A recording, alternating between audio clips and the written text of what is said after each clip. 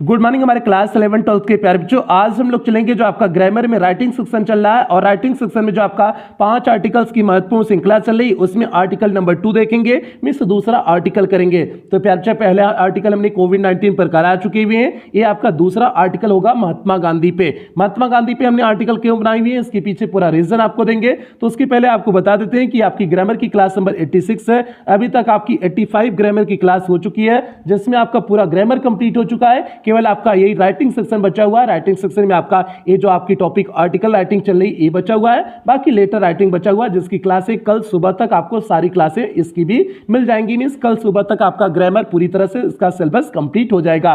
तो प्यारे जल्दी से हम लोग टॉपिक से कनेक्ट होते हैं। और हाँ, यदि इसमें से आपका ग्रामर में कहीं कुछ भी छूटा है तो आप चैनल की प्लेलिस्ट में जाकर के, यदि आप क्लास 12th में होंगे तो आपकी अपनी प्लेलिस्ट बनी होगी, UP board class 12th English grammar new syllabus करके आपकी अपनी प्लेलिस्ट बनी होगी, उसमें सारी क्लासेस शेड्यूल वाइज लगी हुई होंगी। तो जहां से भी आपका छोटा है आप वहां से देख करके पूरा कर सकते हैं। क्लास 11th में होंगे तो 11th की ग्रामर की प्लेलिस्ट बनी है, आप 11th की ग्रामर की प्लेलिस्ट में जाकर के जहां कहीं से भी आपका छोटा है आप वहां से देख करके पूरा कर सकते हैं। तो प्यारे अब हम लोग टॉपिक से कनेक्ट होते हैं। टॉपिक आज हमने आपको बताई हुई है महात्मा गांधी पे हमने आर्टिकल लिए हुए हैं। महात्मा गांधी पे क्यों लिए हुए हैं प्यारे, यहां पर देखिए आपका सिलेबस जब हमने आपको बताई हुई थे, आर्टिकल हमने बताई हुई 3 प्रकार से आपके आ सकते हैं। एक डिस्क्रिप्टिव आ सकता है, आर्ग्यूमेंटेटिव आ सकता है या फिर ऑटोबायोग्राफिकल आ सकता है। तो प्यारे ये आपका ऑटोबायोग्राफिकल जो होता है ये किसी व्यक्ति विशेष के बारे में पूछा जाता है। मींस जैसे महात्मा गांधी दे देगा कि महात्मा गांधी पर आर्टिकल लिखो, इस तरह से आ सकता है। ऑटोबायोग्राफिकल में हमने आपको बताई हुई थी, जब पहली क्लास ली हुई थे तो हमने आपको ऑटोबायोग्राफिकल में बताई हुई थी आपका किस प्रकार से निबंध पूछे जाते हैं, मींस किस प्रकार से लेख पूछा जाता है, हमने आपको वहां पर बताए हुए थे। और यहां पर केवल महात्मा गांधी ही जरूरी नहीं है, हमने एक सिंबॉलिक रूप से महात्मा गांधी को लिए हुए हैं, बाकी इसके साथ आपका कुछ और इंपॉर्टेंट हो सकते हैं। जैसे आपका इस समय जो भारत के प्रधानमंत्री हैं नरेंद्र मोदी, तो नरेंद्र मोदी के बारे में भी आर्टिकल आ सकता है कि नरेंद्र मोदी के बारे में लिखिए। ऑटोबायोग्राफिकल में ऐसे आएंगे, रविन्द्रनाथ टैगोर के बारे में आ सकता है, झांसी की रानी के बारे में आ सकता है। इसी तरह से आपके बोर्ड परीक्षा में एक ऑटोबायोग्राफिकल आर्टिकल अगर आएगा तो इसी प्रकार से आएगा। बस आपको कॉन्सेप्ट पता होनी चाहिए कि ऑटोबायोग्राफिकल आर्टिकल को किस तरह से लिखते हैं, इसलिए हमने महात्मा गांधी को लिए हुए हैं। एकदम सिंपल से सरल शब्दों में आपको बताएंगे, कहीं भी कोई दिक्कत नहीं होगी। तो प्यारे जल्दी से हम लोग शुरू करते हैं। और शुरू करने से पहले जो भी बच्चे चैनल पे पहली बार आए हैं चैनल को सब्सक्राइब कर लें, वीडियो को लाइक कर दें और खास करके इस समय क्लास 12th के जो भी बच्चे हैं सभी बच्चों तक वीडियो को पहुंचा दोगे जो बच्चे बोर्ड परीक्षा देने वाले हैं, क्योंकि इस समय आपकी लगातार क्लासें चल रही हैं और जब कल आपका सिलेबस कंप्लीट हो जाएगा, सिलेबस कंप्लीट होने के बाद आपका रिवीजन की क्लासें चलेंगी, तो इसलिए तब तक सभी बच्चों को इस चैनल के माध्यम से जोड़ लेना। तो प्यारे जल्दी से शुरू करते हैं, महात्मा गांधी के बारे में आर्टिकल शुरू करते हैं। तो पहले आपको पता है कि आप इंट्रोडक्शन लिखते हो, हमने पहला आर्टिकल बताए हुए थे तो उसमें हमने क्रम वाइज बताए हुए थे। आर्टिकल में सबसे विशेष बात यही होती है कि आप एक क्रम वाइज चलते हो, ठीक है, आप उसके बारे में शुरुआत टॉपिक से शुरू करोगे और अंत तक लेके जाओगे। मींस कहानी कब से शुरू हुई और कहानी कब समाप्त हुई वो पूरी सारी चीजें आपको उस आर्टिकल में लिखनी होते हैं। अब हम महात्मा गांधी के बारे में भी वही लेके चलेंगे। देखिए हमने क्या लिखे हुए हैं, Mahatma Gandhi was born at Porbandar in Gujarat on October 2 1869। तो अब हम लोग देख लेंगे महात्मा गांधी का जन्म कब हुआ था। पोरबंदर में हुआ था, गुजरात के पोरबंदर में हुआ था। और कब हुआ था, 2 अक्टूबर 1869 में इनका जन्म गुजरात के पोरबंदर में हुआ था। ये प्यारे सिंपल सी बात हो गई। आगे देखिए क्या लिखे हुए हैं, हिज फादर करमचंद गांधी, इनके पिता का नाम क्या था, करमचंद गांधी था। करमचंद गांधी वाज दीवान ऑफ राजकोट, वो राजकोट के क्या थे, दीवान थे। इनके पिता का नाम जो है क्या था, करमचंद गांधी था, जो राजकोट में क्या थे, दीवान थे।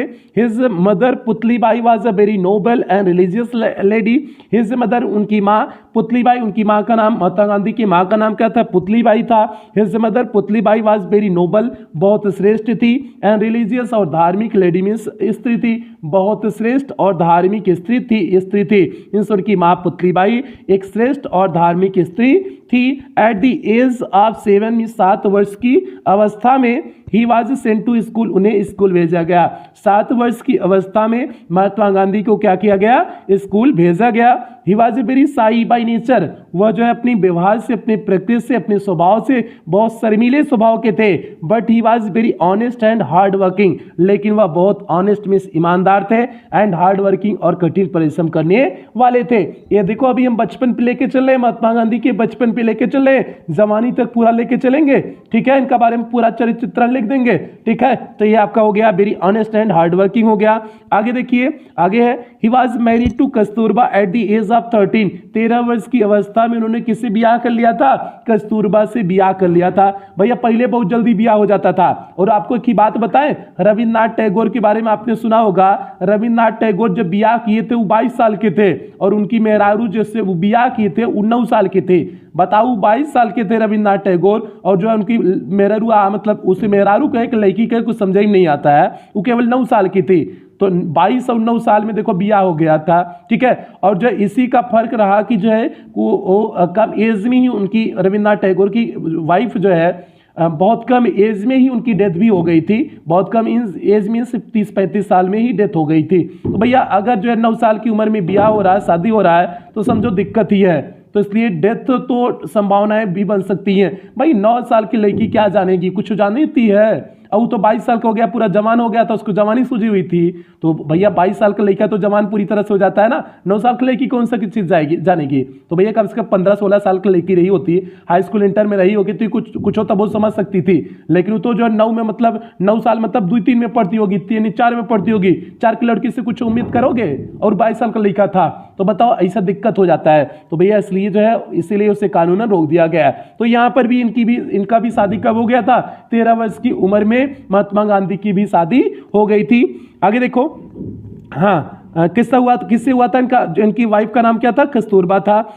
ही passed the entrance examination at the age of 17 और 17 वर्ष की उम्र में, 17 वर्ष की अवस्था में उन्होंने जो है क्या कर लिया? एग्जामिनेशन, एंट्रेंस एग्जामिनेशन पास कर लिया, मीन्स प्रवेश परीक्षा उन्होंने पास कर लिया। Then he went to England for higher education, फिर उच्च शिक्षा के लिए वे इंग्लैंड चले गए। मीन्स 17 वर्ष की उम्र में इंग्लैंड में हो सकता है कोई परीक्षा हुई हो, जिस कॉलेज में एडमिशन लेना था, उन्होंने जो है उस कॉलेज की परीक्षा को पास कर लिया, एंट्रेंस प्रवेश परीक्षा पास की और इंग्लैंड चले गए। उसके बाद देखो 13 साल की उम्र में ब्याह हो गया, और उसके बाद 17 साल की उम्र में इंग्लैंड चले गए। तो देखो अब क्या होता है, आगे देखते हैं। हाँ, on his return from England, और इंग्लैंड से वापस आने के बाद ही बिगेन टू प्रैक्टिस, वह प्रैक्टिस करना शुरू कर दिए, अभ्यास करना शुरू कर दिए एज अ बैरिस्टर, मीन्स एक वकील के तौर पर इन दी बॉम्बे हाई कोर्ट में। और इंग्लैंड से वापस लौटने के बाद बॉम्बे हाई कोर्ट में एक वकील के रूप में प्रैक्टिस करना शुरू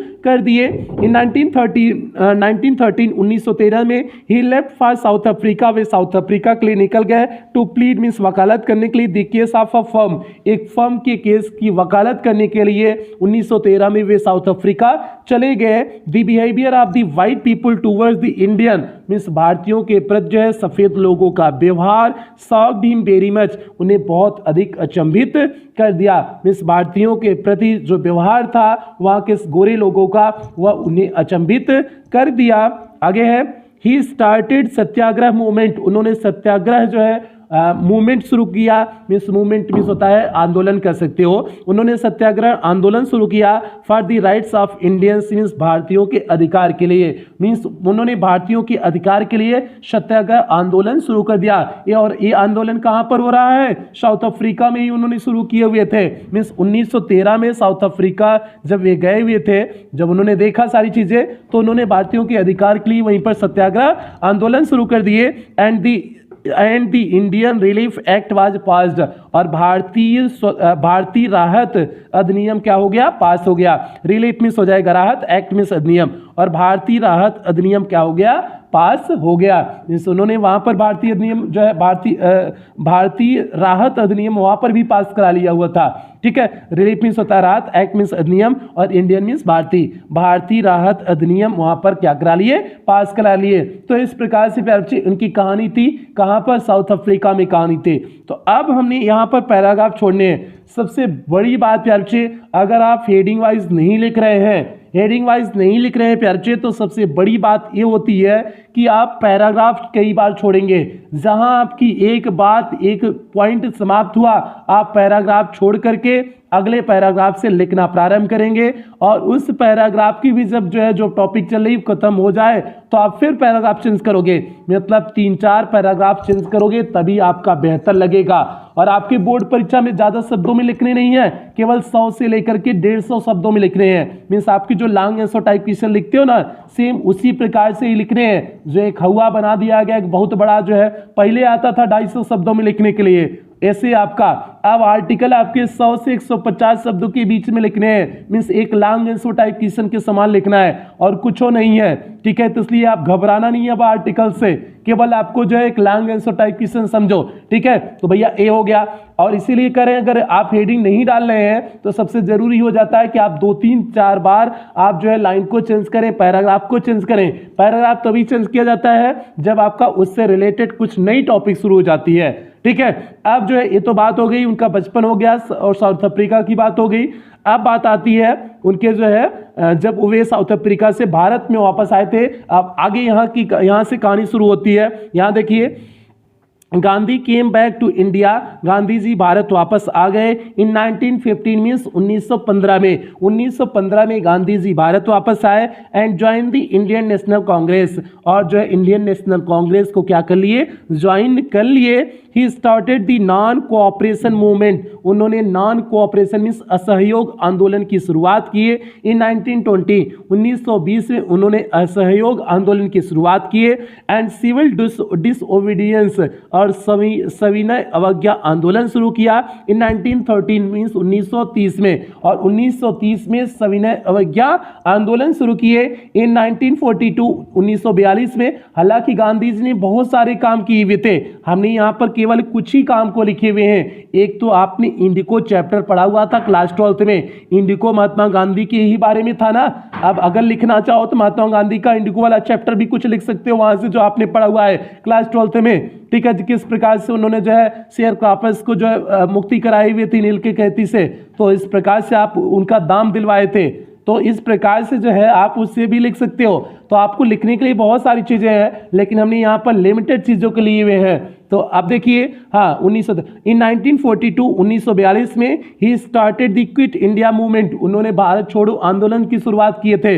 1942 में ही महात्मा गांधी ने भारत छोड़ो आंदोलन की शुरुआत किए हुए थे।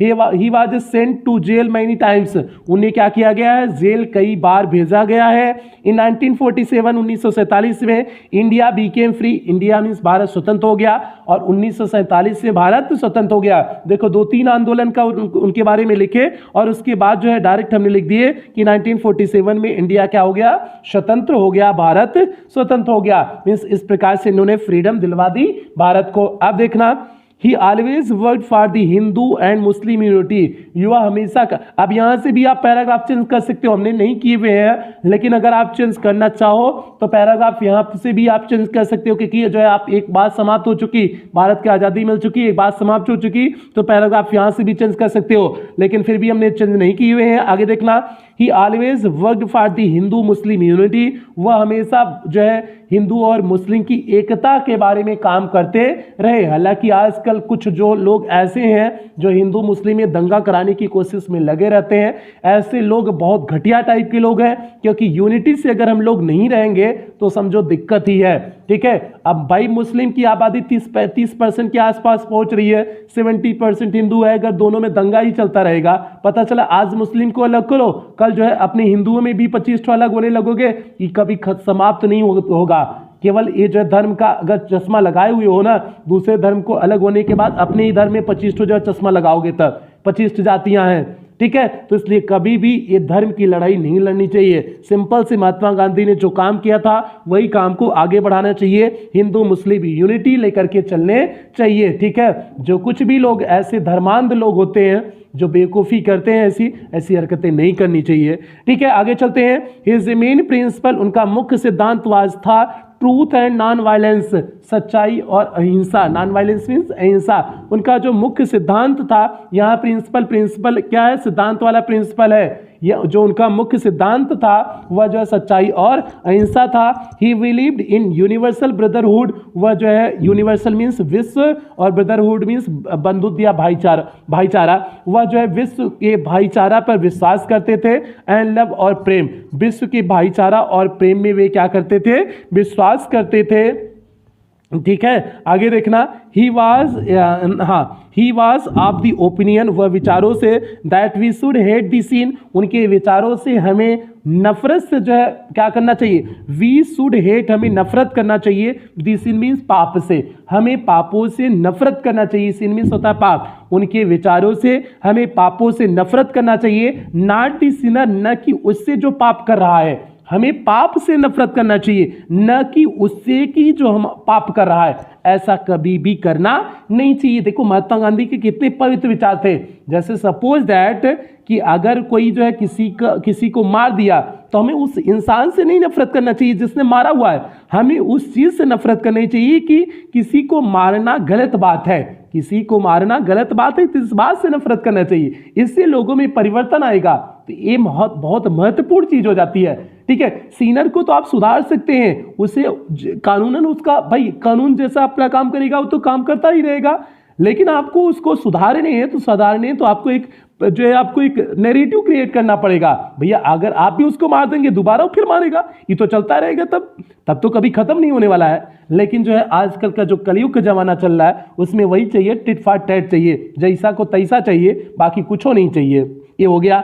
आगे देखो, he respected all the religions equally, वह सभी धर्मों को बराबर क्या करते थे, जो है क्या है, रिस्पेक्टेड में सम्मान करते थे। वह सभी धर्मों के बराबर सम्मान करते थे। ये प्यार हो गया। आगे कुछ और बेहतरीन लाइनों के लिए हमने यहाँ पर जो है पैराग्राफ चेंज कर दिए हुए हैं। फिर देखिए कुछ इनके बारे में और बेहतरीन शब्दों का प्रयोग करते हैं। मोहन करमचंद गांधी नोन एज महात्मा गांधी, मोहन करमचंद गांधी जिन्हें महात्मा गांधी के नाम से जाना जाता है, वाज अ यूनिक कॉम्बिनेशन, वह एक अनोखे कॉम्बिनेशन मीन संयोजन थे, वे एक अनोखे संयोजन थे of greatness and simplicity. Greatness means होता है महानता एंड सिंप्लिसिटी मीन्स होता है सादगी, भोलेपन। वह सादगी और भोलेपन महानता का एक अद्भुत संयोजन थे, उनमें एक अद्भुत ही संयोजन था जो है। आगे देखते हैं, such a man is born but once in millennium, और ऐसे व्यक्ति एक बार जन्म लेते हैं हजारों वर्ष में, सहस्त्रों वर्ष में। मिलेनियम मीन्स होता है सहस्त्रों वर्ष में, सहस्त्रों वर्ष में ऐसा व्यक्ति केवल एक बार जन्म लेता है। He was not only politician, वह केवल राजनेता नहीं थे, but also a great social and religious leader, वह एक महान सामाजिक और धार्मिक नेता थे। वह एक महान सामाजिक और धार्मिक नेता थे। He gave the message of peace, उन्होंने संदेश दिया, पीस मीन्स शांति का, उन्होंने शांति का संदेश दिया। एंड ह्यूमैनिटी, मानवता का संदेश दिया।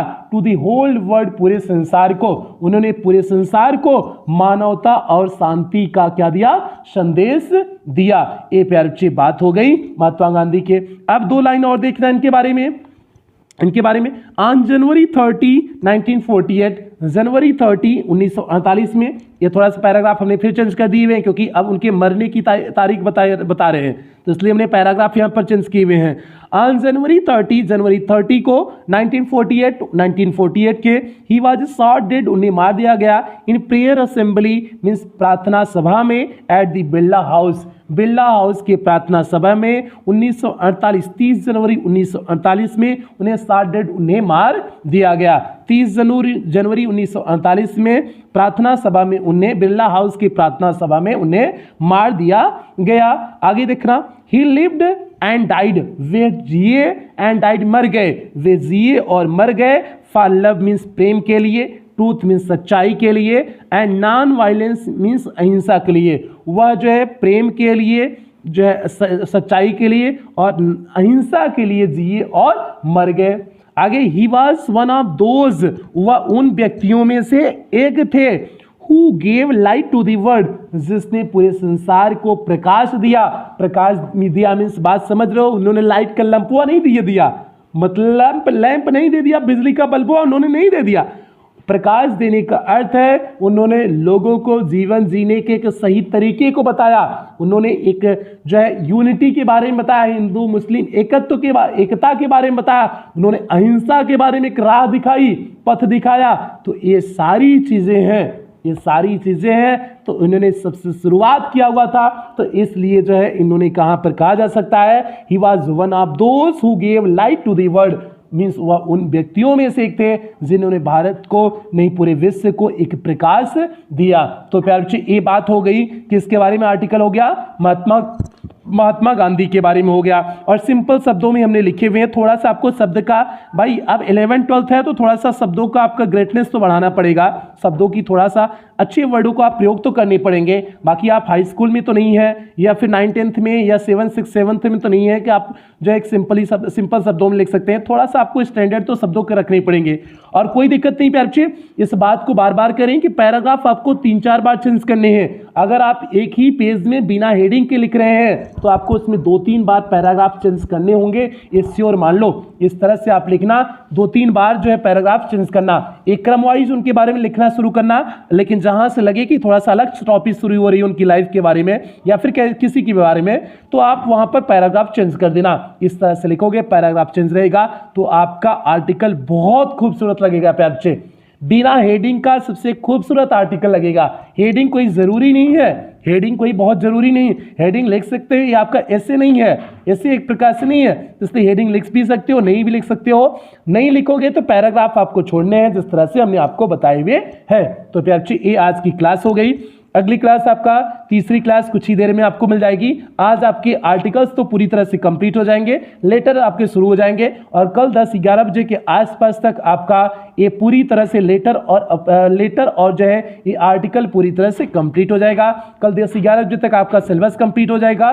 तो जो है कल शाम को ही पूरा आपका टाइम टेबल बता देंगे, किस तरह से रिविजन क्लास लेकर चलेंगे, सारी चीजों के बारे में कल सुबह तक आपको कल शाम तक आपको इंफॉर्मेशन मिल जाएगी, और कल सुबह तक आपका सिलेबस कंप्लीट हो जाएगा। बस आप लोग लगे रहिए। यूट्यूब इस समय नोटिफिकेशन नहीं दे रहा होगा, इसलिए नहीं दे रहा होगा क्योंकि इस समय लगातार कई सारी क्लासें अपलोड कर रहे हैं, तो इसलिए हो सकता है नोटिफिकेशन आप में नजर आ रहा हो, तब भी आप जो है चैनल पे जुड़ करके आप चेक करते रहिए, क्लासें आपको मिलती रहेंगी। ठीक है, तो प्यारे बच्चे आज की क्लास यहीं समाप्त करते हैं। क्लास समाप्त करने से पहले जो भी बच्चे चैनल पे पहली बार आए हैं, चैनल को सब्सक्राइब कर लें, वीडियो को लाइक कर दें, और खास करके इस समय क्लास 12th के हर एक बच्चे तक वीडियो को शेयर करेंगे जो बच्चे इस समय बोर्ड परीक्षा देने वाले हैं।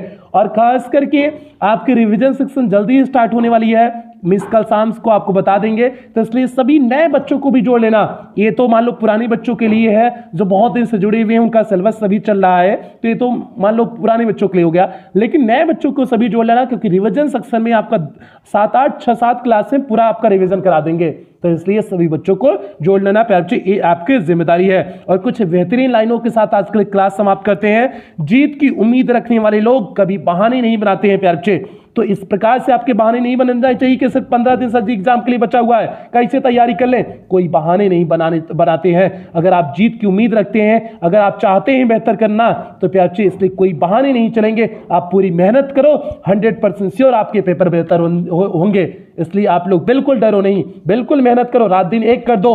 इन्हीं उम्मीदों के साथ सेशन की समाप्ति करते हैं और मिलते हैं अगली क्लास में, मिलते हैं। तब तक आप लोग अपना ध्यान रखें, अपने परिवार का ध्यान रखें। लव यू ऑल प्यारे बच्चों।